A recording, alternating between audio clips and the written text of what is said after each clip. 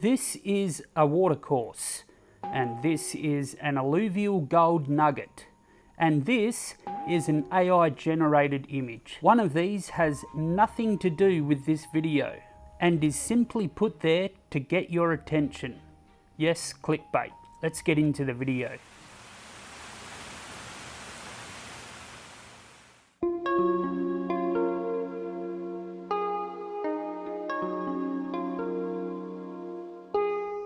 How alluvial gold forms and where to find it.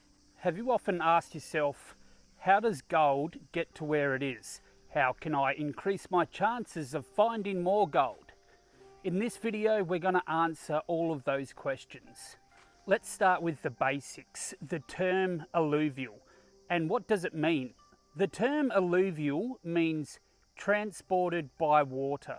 So alluvial gold, also referred to as placer gold, it has been transported and concentrated by water over a long period of time. Gold's journey begins when it's released from the host rock, when it's liberated from its source rock. And it's liberated from the source rock through a number of reasons, a number of sources, such as weathering and erosion, rain, temperature, geological earth movements. And once freed, once liberated from the host rock, it is transported downhill to the lowest point possible. And it's because gold is extremely heavy. It's actually 19 times more denser than water. So let's look at an example here. The source rock is the vein structure here. And over time, this erodes away and the gold tumbles down the hill and settles, creating a deposit. The material gradually washes down from the slopes and to the lowest point possible. The gold may be found several feet to the right or to the left of this imaginary line. I also try to visualize the river at flood stage. I look for the higher water mark.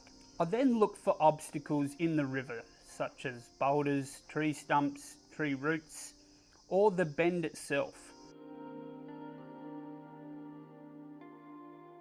The red arrows here represent where the river can get at flood stage.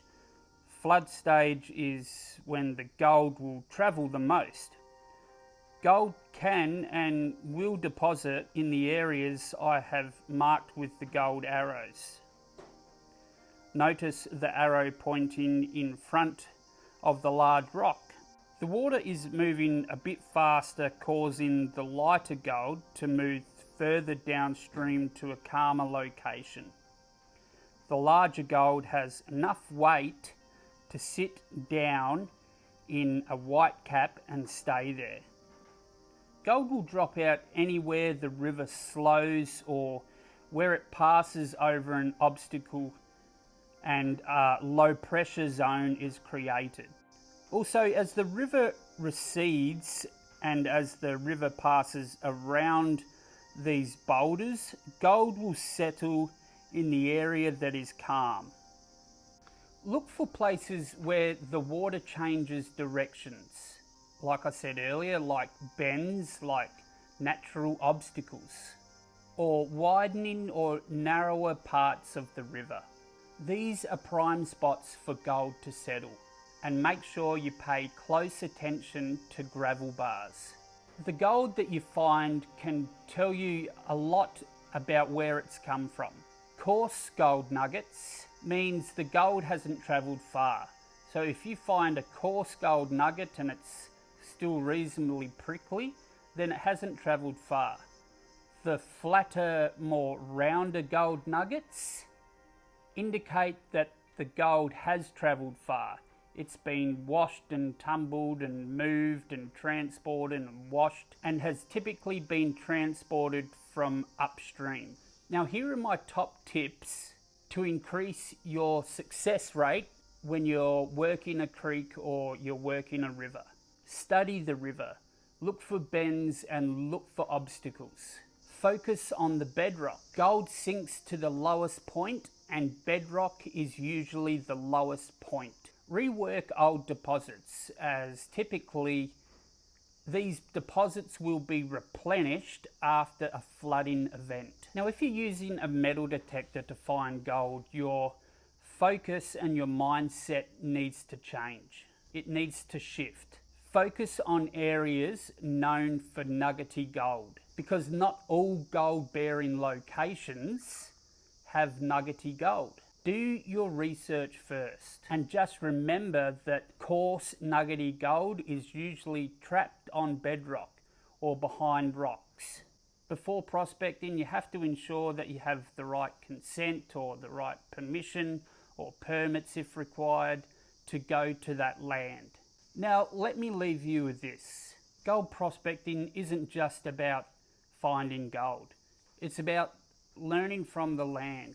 Just look at where you're standing and try to picture what it may have looked like a million years ago. And then think, okay, where would the gold typically have settled during that period? Remember persistence, be curious, and be respectful. And if you did enjoy this video, please give it a share, a like, a thumbs up. Please do consider subscribing. And until next time, stay safe out there and happy prospecting.